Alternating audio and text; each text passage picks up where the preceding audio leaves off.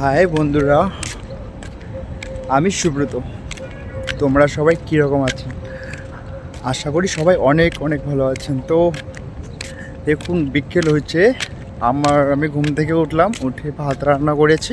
ভাত রান্না করে বাইর হলাম একটু ঘুরে, তারপর সবজিটা রান্না করবো, প্লাস 8:30টায় ডিউটিতে।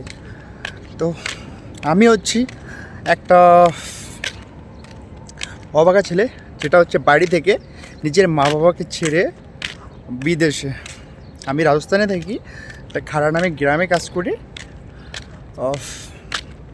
তো বাড়ির মানুষগুলোকে খুবই মিস করতেছি, ঠিক আছে? আর তোমাদেরকে তো অবশ্যই অল টাইম। তো সবাই ভালো আছেন তো না?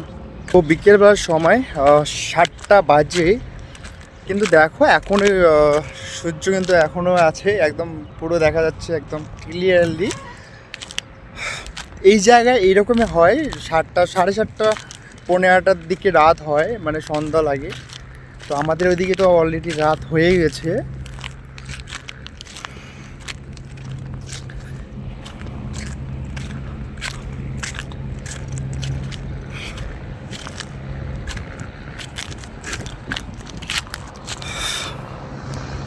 ভালো লাগতেছে না আর বিদেশে থাকতে। কী যে করি, কিছু করার উপায় নেই, থাকতে লাগবে, মুখ বুজে সহ্য করতে লাগবে, কারণ এটাই হচ্ছে বাস্তবতা আর এটাই হচ্ছে জীবন। কী করি বলুন? চাহিদাটা তখনই বাড়ে বন্ধুরা, যখন কেউ উৎসাহ দেয়। আমার জীবনে উৎসাহ দেওয়ার মতো এমন কেউ ব্যক্তি নেই যে আমাকে উৎসাহ দেবে। তো মানে আমি যেটা আশা করি সেটা হচ্ছে তোমাদের কাছ থেকেই। তো অবশ্যই কমেন্ট করো, ঠিক আছে? কমেন্ট করেন, কমেন্টে জানান কে আমার ভিডিওটা কোথা থেকে দেখতেছেন। লাইক শেয়ার সাবস্ক্রাইব অবশ্যই করবেন। তো চলুন একটু চারিদিকের ভিউ দেখি।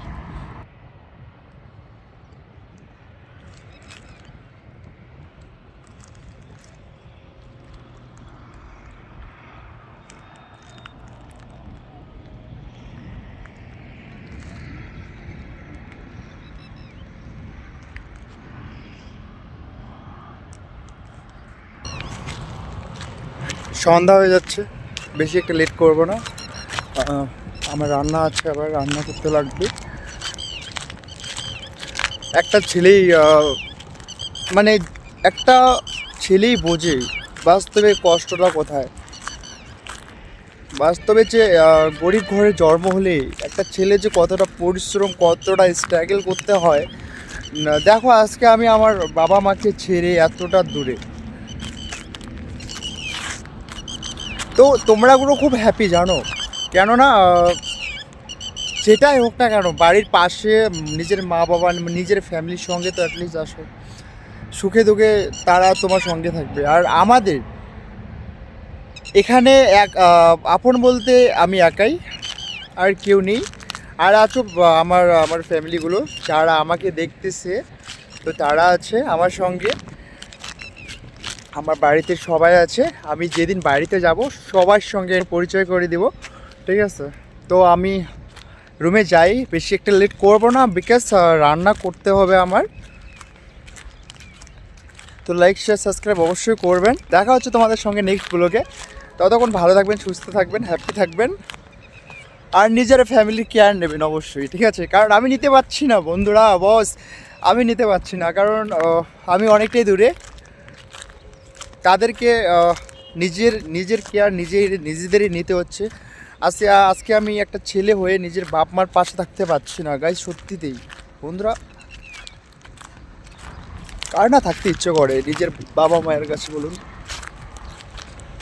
কিন্তু ভগবানটা এইরকমই বানিয়েছে যে নিজের মা বাবার থেকে দূরে, এতটা দূরে পাঠিয়ে দিয়েছে, নিয়তে এতটা দূরে পাঠিয়ে দিয়েছি, হয়তোবা